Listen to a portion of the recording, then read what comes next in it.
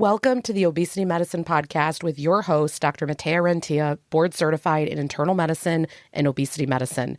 Here, we talk about a path to metabolic health, and we have real conversations about chronic weight management and living a full life. Just a reminder, I am a physician, but I'm not your physician. So everything that's on this podcast is for informational purposes, but please go talk to your doctor about what's right for you. There is no medical advice being given on this podcast. Welcome back to another episode of the podcast. I'm so excited you're all joining me. I hope you are having an amazing start to the week.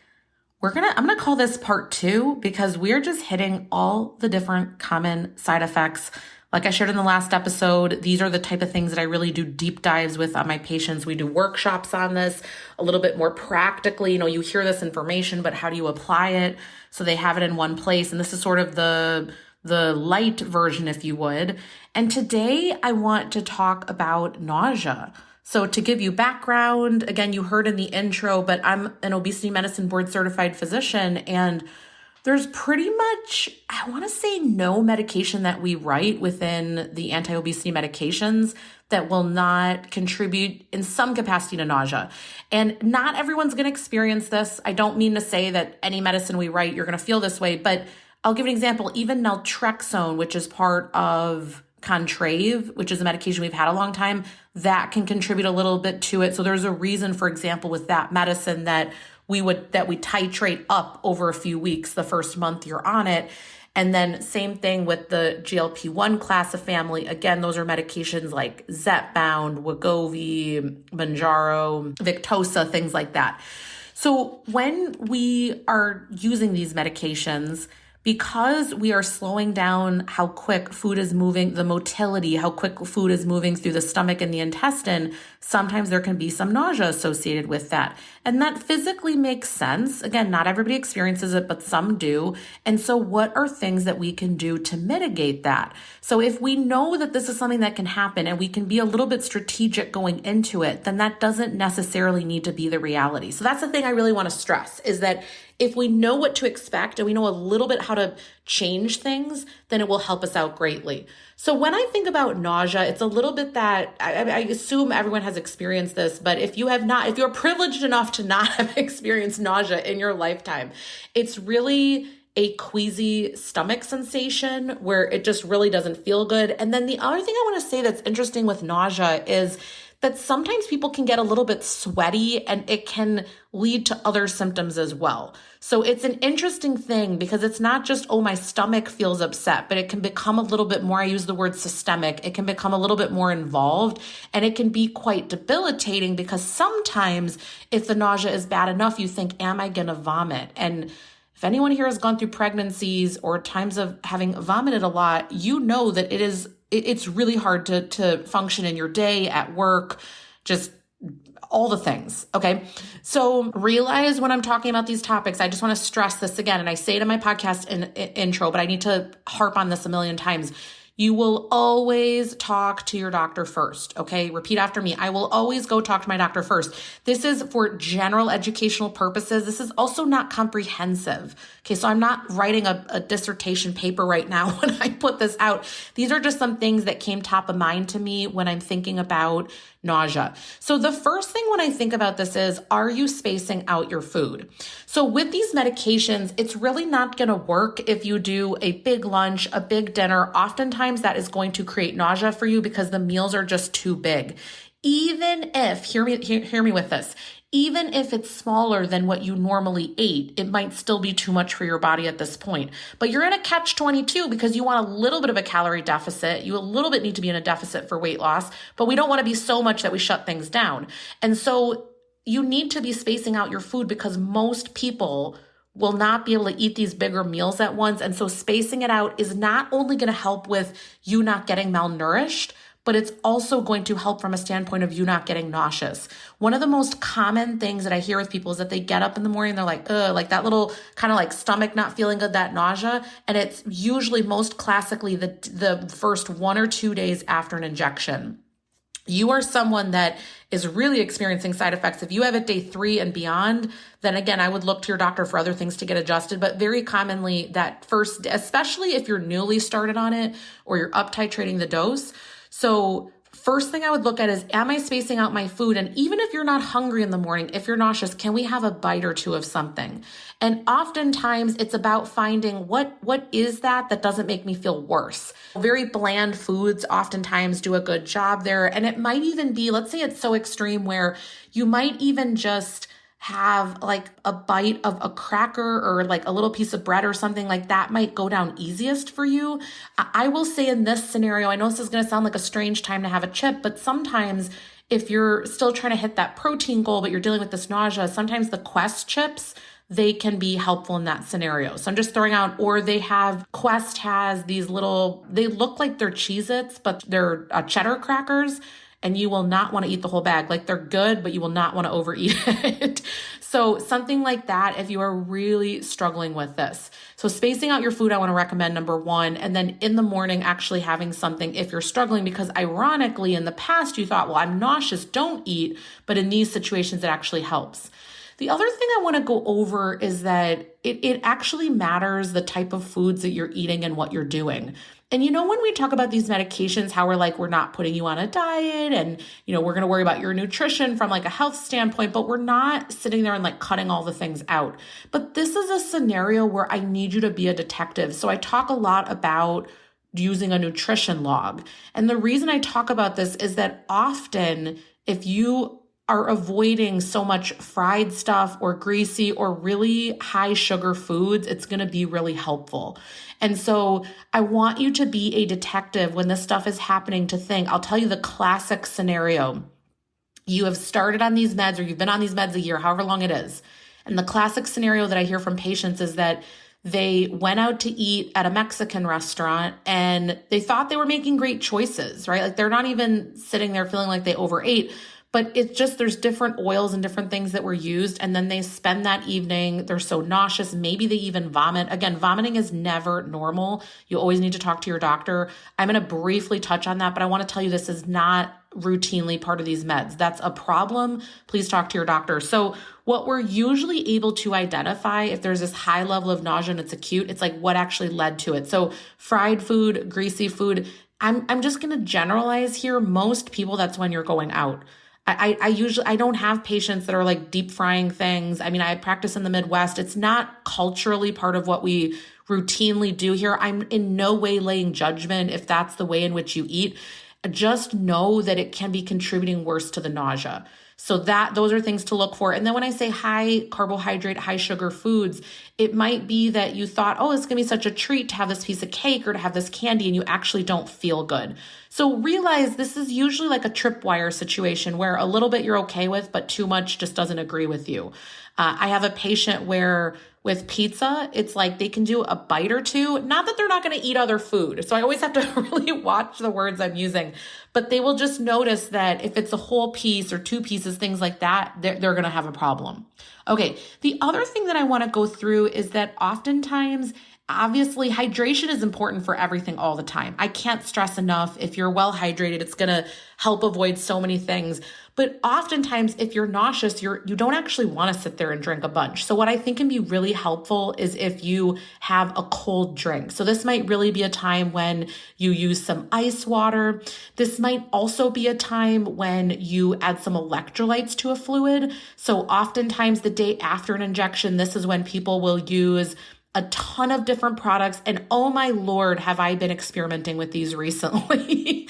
I think I've told you in the past, I'm sorry, I'm just not a fan of things like IV hydration, but I had a recent video on TikTok and I did a review for one of these electrolyte products and it's stevia sweetened. And I said to people, well, share with me what you like. And I got so many amazing ideas. I'm really someone that loves to try different stuff so I can really find what I love. And there's a million different electrolyte products. So you can do that. You could literally keep in mind, electrolyte just literally means anything dissolved in a fluid. So for example, it could just have salt in it. It could have sodium and potassium. It could have magnesium in it. There's a million different things. So all these companies have different versions of this, and that's why you need to experiment. So we're going to do this in a future episode as well, talking more about potential headaches that patients experience on these meds. But I want to tell you that the electrolytes can oftentimes be helpful for the nausea and the headaches, things like that. So experiment experimenting with either the day of the shot or the next day, do I do some cold water, some cold electrolyte products, and just see, do any of these work for me? I want to open your mind to the fact that I'm not going to sit here and recommend like one product specifically, but they have products that are like in a powder format, like little, like, okay, well, I said I wasn't going to, I said I wasn't going to recommend one. I'll tell you, I really like Hydroflex from Devotion. But again, you need to experiment. Does it have all the stuff that you need in it? So they have these really great flavors, and they don't have too much sodium in there.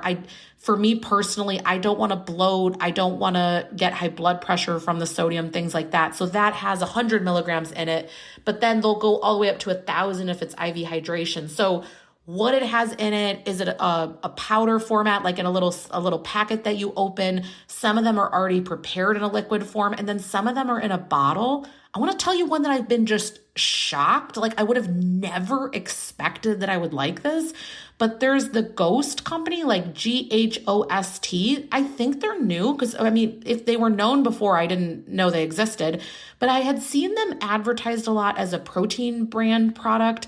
But then I was at the PX the other day, which is, think like the military, like a store you can shop at.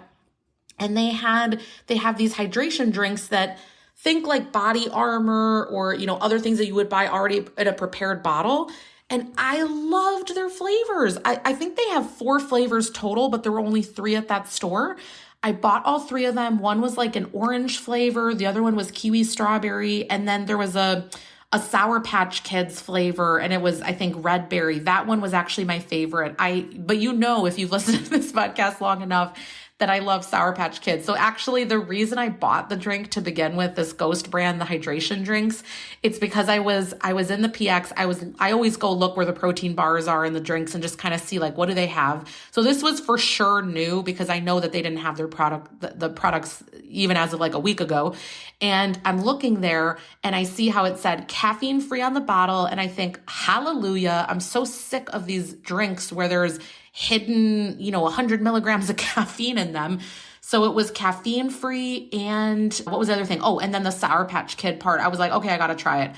And I love it. And I'm going to go back today. I'm recording this before I'm going to this self-love body type of conference that I'm going to go to this next week with Corinne Crabtree. And so I like to have some electrolyte drinks on me. So that's one of them. You're going to see, by the way, if you follow my videos, I have so many different electrolyte products and different things to put in my water, because I find with these camps, if you can stay hydrated, you get out the other side a lot better. Okay. So we took a huge random turn there, but the point is hydration and electrolytes and all of that. I just can't stress it enough that if you're suffering with nausea, this really might be a place that helps you. Okay, then I want to go over a few sort of more random ideas that you might not have thought about, and you can kind of use this as a roadmap. One of the first things I like to think about is some people are really just going to do great with products like ginger, avoiding spicy foods. Those type of changes are going to make a difference for them. So those are also things to look out for. The other thing too, sometimes you have more nausea if you're having a lot of really hard to digest things. Let me give you an example. Like if you're eating a bunch of raw veggies, maybe we want to take the time to either boil them or bake them. So sort of help a little bit with the digestion of them. It's potentially harder on your body if you have a raw food coming in compared to if it's already steamed, boiled, baked in some capacity in something else, right? Like, I don't know about you. Let's just always go there on these episodes. I don't know about you, but like if I have raw broccoli and cauliflower, not a great situation. Gas, nausea, all the things. But if things are a little bit, I like to bake them in the oven or steam them, something like that, no problem. So when I say easier to digest foods, I'm talking about things like yogurt's easy to digest, smoothies, and things that we might not do as much of are going to be kind of those, like, again, those really fibrous veggies. We're maybe going to save that for some other time. Okay. The other thing that's interesting is, and they've done a study on this, and I'm laughing because it's total crapola, but they've done studies that smelling an alcohol pad, like the little alcohol pad that you might wipe your skin with to clean it before you do an injection, that actually helps acutely with nausea. Now, here's the deal. I really don't care, because what are we going to do? Go around smelling alcohol pads all day? It makes no sense, right? So although that's something maybe in the moment, if you're like desperate that moment, you can turn to that. But I don't view that as a long-term thing. I can't have someone at work smelling an alcohol pad. So, so those little alcohol wipes, there is your little hack if you need it. The other thing I will say is obviously talk to your doctor, because there's medicine that we can give that if you're really either going through, you just started it, or you're going through a dose adjustment, things like that, then the medication Zofran can be used. Zofran, the other name is ondansetron, and that is something that can be used as needed about every 6 to 8 hours for nausea. It comes in either a 4 or an 8 milligram. There's an under the tongue dissolving version of it, so that even if you're actively vomiting, you can take it. The one thing I want to tell you about nausea and vomiting is that you need to treat these things before they have actively kicked off. So this is not a situation where once it's like you're sitting there vomiting and all these things are happening, it's really hard to kind of get the horse back in the barn, if you know what I mean. So these are the type of situations where you want to have an action plan right away when these things start. You don't want to wait for it to be so out of control that it's really hard to kind of tame it down.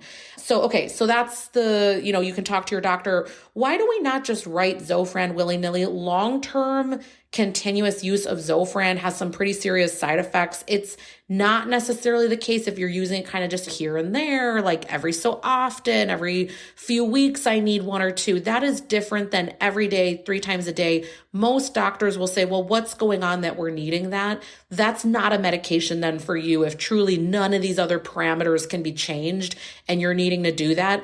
The other thing that's just not great is that Zofran can constipate you, and these meds already can cause constipation. And so if you need it, you need it, but then you're in this kind of double whammy situation where you might already suffer with constipation, and then now there's the meds causing constipation, the GLP-1, and now you also took a Zofran. So realize every medicine, anything we're going to put in our body has a risk and a benefit. And so your physician should walk you through that if this is something that's needed.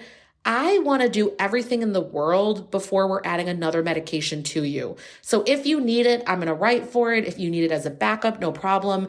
I do kind of think when people are traveling, we just don't know what situation is going to present itself, whether you're going on a road trip, you're getting on a plane. So I think something like Zofran, if you're not allergic, is just nice to have in your toolkit, but you need your physician to walk you through when and how to use it, how much is appropriate, how much in a 24-hour period, all of that kind of stuff. All right, the last comment I'm just going to say here super, super briefly about vomiting. Vomiting is not normal. Okay, so I do not want you to think, oh, it just happens here and there. No, we need that's not a normal thing. You can have really significant electrolyte abnormalities happening from that. It speaks to something else needing to be figured out. Number one, you will talk to your doctor about this. You should not be sitting there vomiting and not letting your doctor know. Sometimes the dose needs to be adjusted. One of the things I don't think we talk enough about with these meds is that week after week, there's a stacking effect with the half-lives, meaning that the next week when you take the dose again, it's not like 100% from the previous week is out of your system. So sometimes you might be starting the med or going up on a dose and you're like, I'm fine, week 1 and 2, and then week 3, the problem presents, right? So just realize there's that stacking effect happening. So sometimes that's why vomiting can happen, because you just didn't understand how potent it is. Like there's a reason that we're doing each dose at least 4 weeks before we're considering a titration.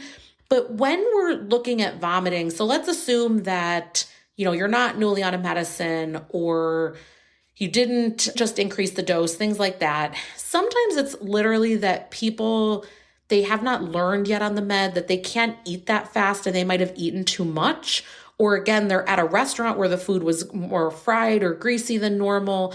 And so a lot of the time it just didn't agree with them, that food. And it is so not a pleasant experience. People learn very quickly. And I would love for you to not have that as an experience. So my cautionary words to you always are just eat very slowly when you're out. I'm talking over a 30 minutes to an hour, because then you have the chance to know, yes, I'm full, or, ooh, that's not starting to feel good. But when it's, the only word I can use is inhale. Am I the only one that's ever done this with food? When you just like inhale it, you eat it so quick, you don't even know it happened. And if that's the situation, you're going to run into this, and I don't want that for you. So kind of slowing things down, looking at the quality of what you're eating. And then if this continues to happen, this is really time for a nutrition log, really figuring out like what leads to it. We've got to be more of a detective. And of course, you're always going to involve your doctor, because honestly, if this keeps happening, it's not a medicine for you and you likely need to stop it. Okay, I'm going to end this one here. So isn't this amazing that we just spent 20 minutes talking about nausea and vomiting? So save this episode in the little arsenal that you know that we've gone over this, so you maybe have somewhere to look if you need a few ideas for how to search through this. But again, always involve your medical team. Please share this episode if you think that it's interesting. And I know a lot of you have a lot of tips, tricks, hacks as well. Remember, this was just a little sample, but there's like a million things that can happen as well. That's why it's so sad that with TikTok that they're censoring these things so much, because I used to love watching everyone's videos and I would just hear some stuff where I'm like, oh, I would have never thought to think about it in that way, or that product or whatever it is. And so hopefully we can listen to this. We can kind of, gain a little bit of information here, and maybe on some other platforms like Instagram, stuff like that, maybe some of that content can come over. All right. If you're loving this episode, share it with a friend. And if you're not on my email list, this is actually a good point. I was on a TikTok live the other day and someone said, hey, are you doing another program in the future?